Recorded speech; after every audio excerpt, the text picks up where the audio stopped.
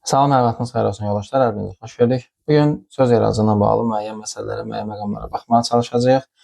Hansı ki, testlərdə, suallarda qarşınıza çıxacaq məqamlarda bəzən qarışdırılır, bəzən problem yaşanmış olur. Bunların üzərindən, öhdəsindən necə gələk, nələrə baxaq. Demək, verilən suallar içərisində bu var. Sözün kökü ilə hansı nitq hissəsindən yaranmasının üst-üstə düşməsi. Bu, eyni ola da bilər, olmaya da bilər. Baxacağınız fərqli-fərqli tərəflər var. Məsəl üçün, bax, bizə gətirib deyək ki, belə bir söz verir ki, tapşırmaq sözünü vermiş olur.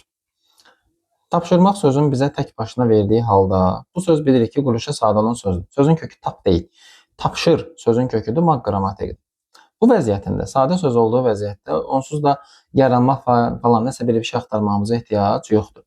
Bunu nəyə görə deyirəm? Çünki yaranma məsələsini görürük. Bəzən düzəltmə falan hər şey yaddan çıxır. Düşünürsən ki, elə nəyəsə baxmalıyam da mən. Mağı çıxdım yerdə qaldı tapşır demək bundan yaranıbdır. Elə deyil. Sən yaranmaq üçün birinci hökmən sadə söz prinsipindən çıxartmalısan. Söz sadə olmalı deyil. Tapşırıq sözü. Bunu bizə verdi. Tapşır sözün kökü ıq leksikdir. Sən sözün özünə baxırsan, nitq hissəsi olaraq tapşırıq isimdir. Tapşırmaq isə yarandığı hissəsi necə olur? Sözün ən sonuncu leksik şəkilçisinin bir əvvəlinə baxaraq tapırıq ki, bu nədən yaranıbdır? Iqıs edirəm, bir leksik şəkilçi var, bunu edirəm, qalır tapşır. Demək, bu sözün kökü feildir. Sözün kökü ilə yaranması eyni sözdür və eyni nitq hissəsidir. Bunu çox rahat şəkildə bu sözə tətbiq edə bilirik. Demək, sözün kökü ilə hansı nitq hissəsindən yaranmasını eyni oldu. Hər ikisi feildir. Və yaxud da ki, sözün kökü ilə yarandığı söz də eyni söz oldu. Əgər sözdə bir leksik şəkilçi varsa, adətən sözün kökü ilə yarandığı eyni nitq hissəsi olmuş olur. Əsas etibarını belə baxmış oluruq. Amma başqa bir söz məsələsini gətirə bilər, deyə bizə yazıçılıq sözünü. Yaz sözün kökü ı leksik, ç leksik, lıq leksik. Sən burada baxırsan ki, bunun kök dediyimiz hissəsi yazdır və yazmaq nitq hissəsi olaraq feildir. Yazmaq feilindən yazı ismindən yazıcı ismini və yazıcıdan da yazılığı əmələ gətirmisən. Nədən yarandığını tapmaq üçün ən sonuncu leksik şəkilçini silib bunun soluna baxırsan. Yazıcı ismindən yazıçılıq ismi yaranıb. Demək ki, sözün özü nə idi? İsim idi. Nədən yaranmışdı? Yazıcı ismindən yaranmışdı. Kökü və yaranması fərqli nitq hissəsidir və kökü ilə yaranması fərqli sözdür. Ola bilər ki, sözün kökü ilə yaranması fərqli söz olar, amma nitq hissəsi eyni ola bilər. Məsəl üçün, yazaq ki, qapıçıdakı sözü. Sözün kökü olacaq nə? Qapı, sonra qapıçı və qapıçıdakı. Sözün özü nitq hissəsi olaraq nədir? Sifətdir. Sözün kökü qapı ismidir. Söz nədən yaranıbdır? Qapıçı sözündən. Bax, sözün kökü ilə yaranması nitq hissəsi olaraq eynidir. Çünki qapıçı sözü də nitq hissəsi olaraq isimdir. Amma sözün kökü ilə yarandığı söz eyni deyil. Kökü qapıdır, yaranması qapıçı sözüdür. Yaranmanı tapmaq üçün son leksikin soluna baxmış oluruq. Bunlar belə söz üzərində tətbiq edəndə rahat tapa biləcəyiniz şeylərdir. Problem bunları qaydalaşdırıb bizə verəndə onun üzərində tapmağımızdır. Məncə onun ana problemi həmin o qaydanı qayda kimi öyrənmək tərəfində olmaqdır. Yoldaşların bəziləri düşünürlər ki, sadəcə kitabları, izahları qoydum qabağıma, qaydaları öyrənəcəm. Sən öyrəndiyin qaydaları və ya səndən istənilən qaydanı götürüb hansısa bir söz üzərinə tətbiq edə də daha praktiki və daha yaxşı öyrənəcəksən. Sadəcə qaydaları öyrənmək yetmir. Çünki elə məsələlər, elə hallar var ki, hansısa bir sözün tərkibində görürsən, hansısa bir sualda, hansısa bir qaydada qarşına çıxmış olur. Buna əsasən sən müəyyənləşdirirsən ki, hə, mən buna belə də yanaşa bilərəm. Yəni, mümkün qədər öyrəndiyiniz şeylərin hər birini müəyyən bir qəlibə qaydaya salmağa çalışmayın. O zaman beyin bir yerdən sonra yorulacaq. Sən sözü görüb və sözlə qayda arasındakı əlaqəni qurmalısan. O bağlılığı qurandan sonra bitdi. Yəni, riyaziyyatda necə ki, bütün düsturları əzbər bilməkdənsə, o düsturun gəldiyi yeri bilmək daha rahatdır. Azərbaycan dilində də bu formada baxmaq məncə daha rahat olmuş olur ki, sözü görüb sözə tətbiq eləməyin, həmin anda sözün üzərində düşünməyin sənin üçün daha yaxşı olacaq. Bunun üçün də ən önəmli məsələlərdən biri leksik bazanı artırmaq lazımdır. Sən nə qədər çox söz bilsən, bir o qədər məsələlərdə işin asan olacaq. Daha sonra 2+4 şəkilçisi ilə Q+4 şəkilçisinin fərqləndirilməsi. Bunlarda fərqləndirəcəyi tərəf nədən ibarətdir? Bu şəkilçi Q, K, Q, Q bu variantında işlənir. Amma bu Q, K, Q, Q şəklində işlənmiş olur.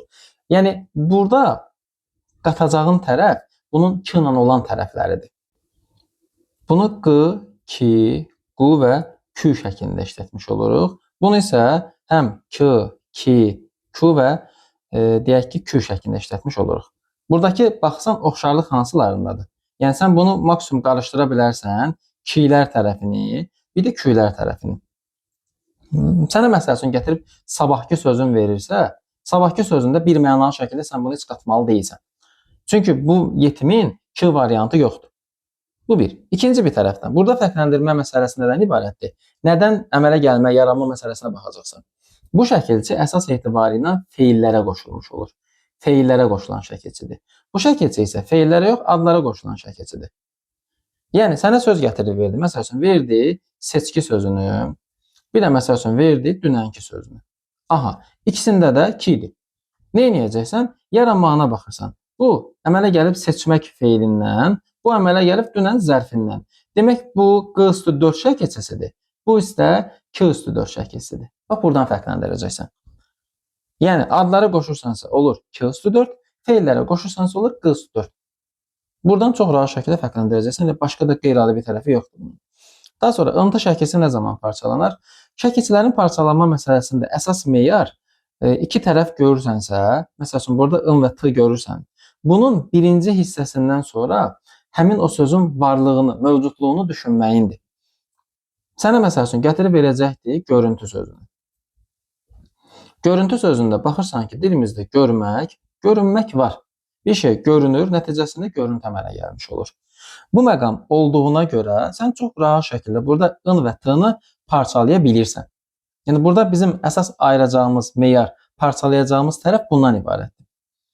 Və yaxud da ki, deyək, gətirib verəcək bizə gəzinti sözünü. Baxırsan, gəzmək, gəzinmək, gəzinti. In, in həmin halında feil olaraq varsa, o zaman çox rahat şəkildə sən bunu parçalaya bilərsən. Həm də ki, məna əlaqəsini də güdmək lazımdır. Məsəl üçün, buna bənzər sizi çaşdıra biləcək, demişdik, ovuntu sözümüz var. Ovuntu nə deməkdir? Hər hansısa bir şeyin qırıqları mənasındadır. Götürüb peçenyanı və s. nə isə əzillə, hissəcikləri, qırıntıları mənasındadır. Ovunmaq nə deməkdir? Dilimizdə ovunmaq deyilən bir ifadə var. Sən bu qaydanı bura tətbiq eləsən, görəcəksən ki, işin çətindir. Çünki ovunmaq, necə deyək, sakitləşmək mənasına gəlib çıxa bilər, təsəlli tapmaq mənasını ifadə eləmiş olur. O zaman ov sözün kökü ıntı bir yerdə gedəcək. Çünki ovunmaqla ovuntu arasında məna yaxınlığı yoxdur. Həmin o məna yaxınlığı sənə imkan vermir ki, bunu parçalayasan. Çox rahat şəkildə bu əsasla yanaşıb parçalaya bilərsən, heç bir sıxıntı yoxdur. Bu belə. Növbəti ıntı ilə bağlı məsələdə baxacağınız tərəf budur. Sonra çılıq şəkilçisi. Çılıq şəkilçisi də eynən bunun məntiqindədir. Çılıq şəkilçisini o zaman sən parçalayırsan ki, ç ilə söz olsun. Burada da ana problemlərdən biri nədən ibarətdir? Yenə söz bilməməkdir. Məsəl üçün, sənə bir söz gətirib, deyir, sözü deyirsən ki, ç və lığı parçalayır. Elə söz var ki, dildə. Bu sualı sənə verən adam əziyyət çəkib lüğətə baxmır. Sən o sualı mənə verdiyini lüğətə açıb baxsan, görərsən ki, var da. Onu axtarıb lüğətə tapmaq, özünün öyrənməyin, araşdırmaq sənin üçün daha faydalıdır.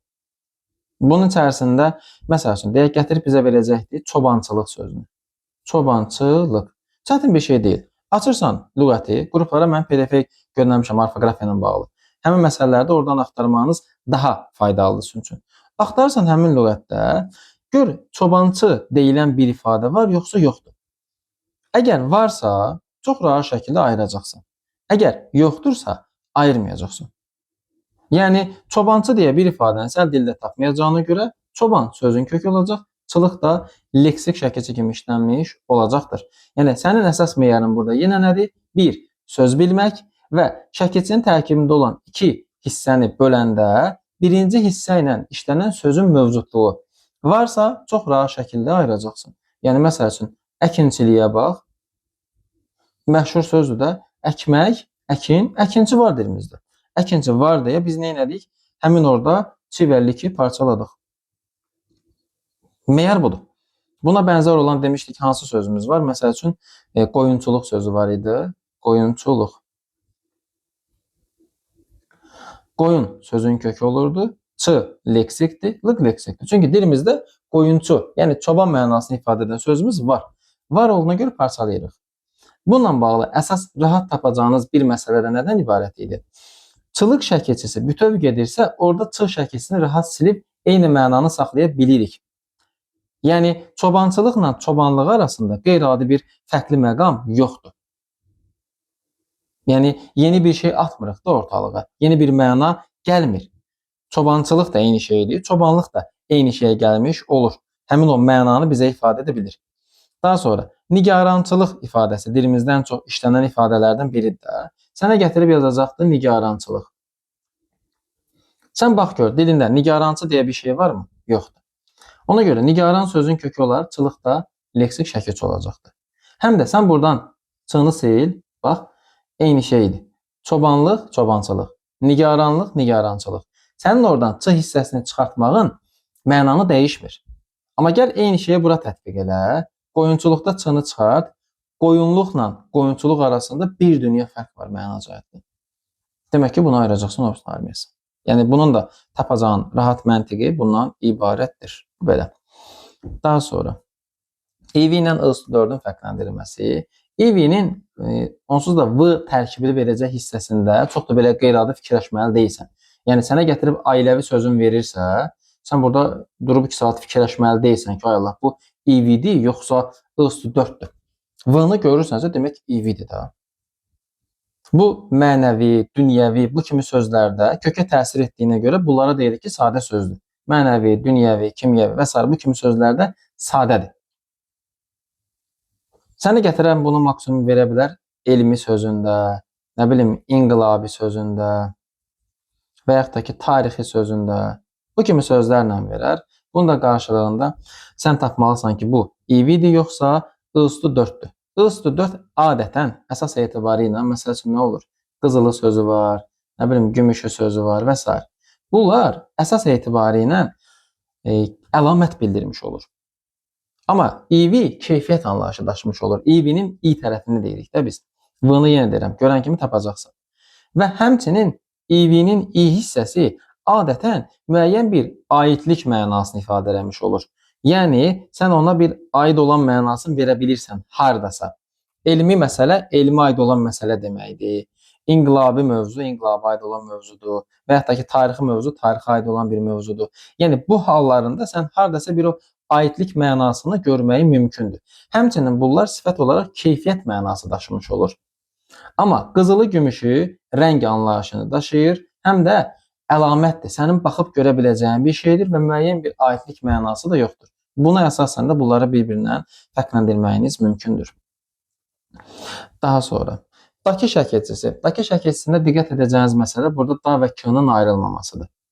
Yəni, Dakı bütövlükdə mövcud vəziyyətdə bir leksik şəkilçidir. Əvvəlində qrammatik şəkilçi gələ bilər. Amma Dakı şəkilçilə bağlı əsas diqqət edəcəyiniz məsələ bu orfoqrafiya ilə bağlı bir məsələdir.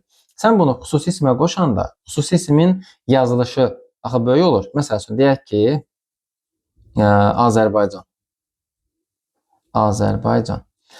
Dakı şəkilçisi qoşulduğu xüsusi isimdə o mənanı saxlayır. Saxladığına görə biz həmin Dakı şəkilçisindən işlənsə belə sözü böyüklə yazmış oluruq. Yəni, Azərbaycandakı sözündə gətirər cümlənin ortasında. Hansı ki, normalda sənə bir cümlə yazır. Deyək ki, biz Azərbaycandakı gözəllikləri gördük. Bu cümlədə Azərbaycandakı sözünü kiçik hərflə yazarsa sənə, orada fonetik səhv var, orfoqrafik səhv var. Dakı xüsusi ismə qoşulanda o mənanı saxladığına görə, yəni həmin o Azərbaycan hissəsinin mənasında yeni bir şey qatmır ortalığa. Ona görə bunu böyüklə yaza bilirsən. Amma məsəl üçün, gətirək Sabir sözünə mən şunas yazıram. Sabir şunasda Sabir qalmır artıq. Yəni yeni bir onunla maraqlanan adam mənasını ifadə edən söz ortaya çıxır deyə biz bu ifadəni kiçiklə yazmış oluruq. Sabir şunas. Və ya məsəl üçün, Bakı sözünə gətirib mən l qoşanda artıq Bakılı sözünü kiçik hərflə yazmış oluruq. Çünki Bakılı Bakı ilə birbaşa mənasını ifadə edib xüsusiləşdirəcəyin bir şey deyil. Amma Azərbaycandakı ifadəsini xüsusiləşdirə bilirsən. Çünki Azərbaycan öz mənasını xüsusi olaraq saxlayır. Bakılı isə konkret bir nəfər deyil. Bakıda doğulub boya başa çatan hər kəsi ifadə eləmiş olur. Bu da bu formada nəzərinizdə qalacaq bir şeydir. Daha sonra L şəkilçisi. L şəkilçisini fərqləndirmək üçün fərqli tərəflərə baxa bilərsiniz. L-nın amonimliyi var, həm sifət, həm də isim əmələ gətirə bilər, məşhur tərəfdir. Adətən yer, məkan və müəyyən mənsubluğu ifadə eləyirsə, bu isim əmələ gətirmiş olur. Ki, bunların içərisində də ən məşhur hansılardır? Qarşınıza çox çıxan kəndlidir, məsəl üçün yazıram Şuşalıdır, bayaq ki, Bakılı sözüdür və yaxud da ki, məktəbli sözüdür və s. Bunların hamısı eyni şeyə gəlmiş olur. L şəkilçisi isim düzəldəndə həm ad, soyad bildirə bilər, deyək ki, Hüseynli mənasında işlənə bilər, həm də bu kimi məkanı müəyyən bir mənalar ifadə eləyə bilər. Məktəbli, Bakılı, Şuşalı, kəndli. Sizi burada nə ilə çaşdıra bilər? Bunu təyin edici mövqedə verər. Məsələn, məktəbli, nə bilim, Əli gəldi. Hansı Əli gəldi? Sən orada məktəbliyə hansı sualın verməyin məktəblini sifət eləmir. Yenə ismin sifətləşməyi var orada. Yenə də isim olaraq qalacaqdır. İsimlərdən sifət əmələ gətirə bilər. Məsəl üçün, duzlu var, deyək ki, şaxtalı var. Adətən L şəkilçisi sifət əmələ gətirəndə mənasında olan sözü olmuş olur. Yəni fikir versən duzlu duzu olan deməkdir. Şaxtalı şaxtası olan mənasını ifadə eləmiş olur və adətən həmin o varlıq, mövcudluq mənasından da yola çıxıb sən tapa bilərsən. Həmçinin sifət əmələ gətirəndə bu sız şəkilçisindən əks məna da yarada bilər də. Duzlu, duzsuz, şaxtalı, şaxtasız. Bu variantlardan istifadə edərək də müəyyənləşdirə bilərsən hansında isimdir, hansında sifətdir və s. Daha sonra leksik şəkilçinin sözün quruluşuna. Leksik şəkilçi sözün quruluşuna nə zaman təsir edə bilər? O zaman təsir edə bilər ki, sən leksik şəkilçini sadə sözə qoşarsan. Əgər sadə sözün üzərinə leksik şəkilçi qoşursansa, quruluş dəyişdi. Əgər mürəkkəb sözün üzərinə leksik şəkilçi qoşursansa və ya düzəltmə sözün üzərinə leksik şəkilçi qoşursansa, quruluş dəyişmir. Məsəl üçün, buna da örnəklər yazaq, daha yaxşı nəzərində qalsın. Deyək ki, var kitab sözü. Kitab sözünə mən xana qoşuram, olur nə? Kitabxana. Sadə sözə leksik şəkilçi qoşdum. Sən burada çox rahat şəkildə deyə bilərsən ki, xana sözün quruluşunu dəyişdi. Kitabxanaçı. Artıq mən qoşduğum çını sadə sözə qoşmadım. Kitabxana sözünə qoşdum. Yəni, çı bura qoşuldu, düzəltmə sözün üzərinə leksik şəkilçi qoşdum. Kitabxana da düzəltmədi, kitabxanaçı da düzəltmədi. Sözün quruluşu dəyişmədi. Səndən soruşsa ki, kitabxana sözündə quruluşu hansı şəkilçi dəyişib? Deyirsən ki, xana şəkilçisi. Yazsa ki, kitabxana sözündəki leksik şəkilçilər sözün quruluşunu dəyişib, səhvdir. Çünki çı sözün quruluşunu dəyişməyib. O sözün mənasına təsirlənmiş olur. Kitabxana ilə kitabxanaçı arasındakı məna fərqini ortaya çıxardan bir məsələdir. Və mürəkkəb sözə qoşsaq, deyək ki, ən məşhuru bunun nə idi? Xoşbəxt sözümüz var. Gətirdik buna lik qoşduq və ya bugünkü sözü var. Bugünkü. Görsən, bugün zərfinə ki qoşmusan, mürəkkəb sözə qoşduğuna görə bu sözlər mürəkkəb olaraq qalıbdır. Yəni, səndən soruşsa ki, burada leksik şəkilçi varmı? Deyirsən, var. Çünki, bax, xoşbəxt və bugünün yaranmasında o leksik şəkilçinin rolu yoxdur. Sən onu sonradan qoşmusan. Sonradan əlavə etdiyin şəkilçidir. Və həmin o şəkilçilərdə sözün quruluşunu dəyişməmişdir. Xoşbəxtlik mürəkkəbdir, bugünkü mürəkkəbdir. Burada diqqət edəcəyiniz nüanslar xırda-xırda nüanslardır, hökmən diqqət edin. Sonra eynikökü sözlərdə sözün nədən yaranma məsələsi var, eynikökü sözlərin kökü məsələsi var. Bax, eynikökü sözlər bilirsən ki, sözün kökü eyni leksik və qrammatik mənanı ifadə eləməlidir ki, biz onlara eynikökü sözlər deyə bilək. Məsəl üçün, bax, sənə belə bir şey yazıram. Yazırıq ki, yoluxucu sözü var. Bir də məsəl üçün, yoldaş sözü var. Yoluxucu sözü ilə yoldaş sözlərində hər ikisinin kökü nədir? Yol isimdir, yoluxmaq, yoluxucu. Hər ikisi quruluşca düzəltmədir. İndi biz bunları eynikökü söz deyə bilərikmi? Xeyr, deyə bilmərik. Niyə? Çünki kökün ifadə etdiyi məzmun bir-birindən fərqlənir.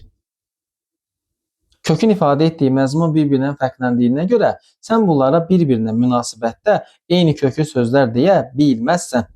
Burada diqqət edəcəyim məsələ odur. Bəzən yoldaşlar, bəzən yox, çox halda. Gəlir deyir, ikinci də kökü isimdir də, niyə eyni köklü olmadı ki? Niyəsini deyirəm. Ona görə eyni köklü olmadı ki, bunlar bir-birinə münasibətdə fərqli mənanı ifadə eləmiş olur. Məsəl üçün, bax, sənə belə bir şey yazıram. Süzgün göz, süzgün sözü var. Məsəl üçün, yazaq ki, süzgün göz ifadəsi var. Gözlərini süzmək mənasında da işlənə bilən ifadədir də, düzdürmü? Bir də yazıram, məsəl üçün, süzmə qatıq. Bu ifadələrdə, bu verilən nümunələrdə süzgün sözlər hər ikisinin sözün kökü nədir? süzmək feilidir. Çox rahat şəkildə işlədə bilirsən də, düzdürmü?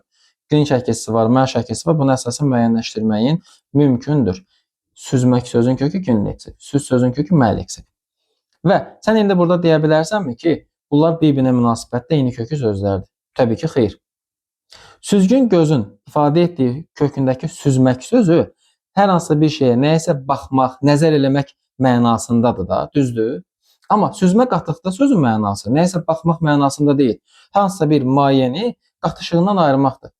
Qatığı yığırlar bir torbaya və ya onu süzək hansısa bir şeyə süzürlər. Buradakı süzmək feili ilə, buradakı süzmək feilinin mənaları bir-birindən fərqlənir. İkisinin də kökü feil olsa da bunlar eyni kökü sözlər deyil. Səni ən çox bu halında alladırlar. Sən feil tərəfinə baxırsan, məna yadından çıxdı, qaldı qıraqda. Eyni məqam yoluxucu sözünə yoldaş sözündədir. Yoluxucunun kökündəki yol tibbi mənadadır. Yəni hər hansısa bir xəstəlik, anatomik mənada deyək də, hansısa bir xəstəlik, nəyəsə bir şey insana necə yoluxmuş olur? Deyək ki, olursan bir xəstəlik, qrip olan 10 nəfərin yanında otursan, nəfəs yolu ilə yoluxmuş olacaqdır. Və ya xəstə bir adamın yemək yediyi qabdan yeyəsən, ağız yolundan keçmiş olacaq. Bu, həmin o canlı orqanizmdə müxtəlif maddələrin keçdiyi boru mənasındadır. Yəni o mənada yoldur. Amma yoldaş ifadə etdiyi mənası həmin o mənada deyil axı. Eyni yolu, eyni bir növ həyatı yaşadığınız adam mənası deyək. Dünya görüşünə görə, əqidəsinə görə yaxın olduğunuz adamlardır. Onun tibbi boruya nə daxili var ki, sən gəlib buna eyni kökü söz deyirsən ki? Yəni diqqət edəcəyiniz məsələlər sözün kökündəki o məna xırdalıqlarını, məna incəliklərini nəzərə almaqdır. Bu iki nümunənin heç birini eyni köklü deyə bilməzsən. Bunlar eyni köklü deyil. Eyni köklü olmaq üçün məsəl üçün nə olmalı? Deyək ki, yoldaş sözü ilə yolçu sözünü verə bilərdi. Bunlar bir-birinə münasibətdə yaratmaq belə eyni köklü yada bilər. Çünki eyni yolu gedən mənasına gəlib çıxa bilirlər. Və ya süzmə qatıqda məsəl üçün süzülmüş qatıq verə bilərdi. Süzülmüş qatıqla süzmə qatıq bir-birinə münasibətdə eyni köküdür. Çünki hər ikisinin kökündəki söz eyni mənanı ifadə edir. Suyunu süzmək mənasına gəlib çıxa bilir. Eyni kökü sözlərin nədən yaranmaq məsələsinə gəlsək, eyni kökü sözlərin kökü eyni olsa da yaranması fərqlənə bilər. Məsəl üçün nə demişdik? Deyək ki, həm bəsitindən bir şey yazıb daha rahat. Yazılar sözü var dilimizdə. Bir də məsəl üçün yazıçılıq sözü var. Fikir ver, hətta bəzən olur ki, bir sözü iki cür düşünə bilərsən. Yazmaq, yazılar. Yazmaq, yazılmaq, ar. Yaz, yazı, yazıcı, yazıçılıq. Bu istənilən mənasında və yazıçılıq sözü ilə eyni köklüdür. Hər ikisinin kökü yazmaq mənasına gələ bilir. Düzdürmü? Amma bu yaranıbdır, bir leksik şəkilsi var deyə yazmaq feilindən. Yəni bu eyni köklü sözümüzün kökü də yaranması da yazdır. Amma bunun kökü yazmaqdır, yaranıbdır yazıcı sözündən. Demək eyni kökü sözlərin kökü eyni olsa da başlanğıc forması fərqlənə bilər. Biri yazı və ya yazıldı, biri yazıçılıqdır. Yarandığı söz fərqlənə bilər. Burada qəbahətli, problemi bir şey yoxdur. Həmçinin eyni kökü sözlərin leksik mənası da fərqlənir. Eyni kökü sözlərin kökünün leksik mənası fərqlənir. Özünün leksik mənasına qarışa bilməzsən sən. O zaman eyni kökü sözlər bölməsini çıxartmalısan qırağa. Elə bir eyni kökü söz yoxdur ki, ikisinin mənası eyni olaraq qalsın. Çünki bir-birinə fərqlənəcəklər nəticə etibarilə həmin o başlanğıc formada bəzi istisna örnəkləri və yaxud da ki, bəzi fərqli eyni məzmuna gələcək nümunələr təbii ki, xaric. Deyək ki, məsəl üçün vəfasız və bivəfa tipli nümunələr. Bunların mənaları eynidir. Amma bunlara biz eyni köklü söz deyirik. Biz bunlara nə demirik? Sinonim demirik. Eyni köklü olduğuna görə. Amma sən bu tipli nümunələrdə onu verə bilməzsən. Bir də bunların içərisində qorxutmaq sözü var ki, bu söz qorxudan sözü var. Elə qorxutmağın özünü də yazaq. Bax, qorxudan sözünü həm isim kimi düşünə bilərsən, həm də feil kimi düşünə bilərsən. İsim kimi düşünəndə qorxmaq sözün kökü, qorxu isimdən çıxışlı hal şəklində işlətmiş olursan. Feil kimi düşünəndə isə qorxmaq sözün kökü, qorxudan qorxu, qorxudan qorxut yaratmırsan. Niyə? Çünki bunun o hissəsindən sonra bir maqmək artırırsan, bunu demişəm izahlarda. O sözün feil olub olmadan tapmalısan. It şəkilçisi feildən feil yaradan şəkilçidir. Adlardan feil yaratmır. Demək ki, sən bu şəkilçini nə varıb, nə edib qoşmalısan feilə. Feilə qoşursansa hə, o zaman yaşıl işıq yanır. Qoşmursansa yanmır. Yəni qorx sözün kökü ut leksik, maq qrammatik. Mən gəlib demədə qorxu var axı dildə. Qorxu var. Mən demirəm yoxdur. Mən deyirəm ki, qorxu feili yoxdur. Nəinki mən qəbul, hamımızın iş edirik. Qorxu feili olsaydı sən qorxudan qorxu, qorxudan qorxut yaradardın. Ona görə burada ut leksik anda feil sifətin şəkilsi olacaq. Nəzərinizdə qalsın. Belə. Ümid edirəm ki, bunların müəyyən bir faydası, effekti olar inşallah sizlər üçün.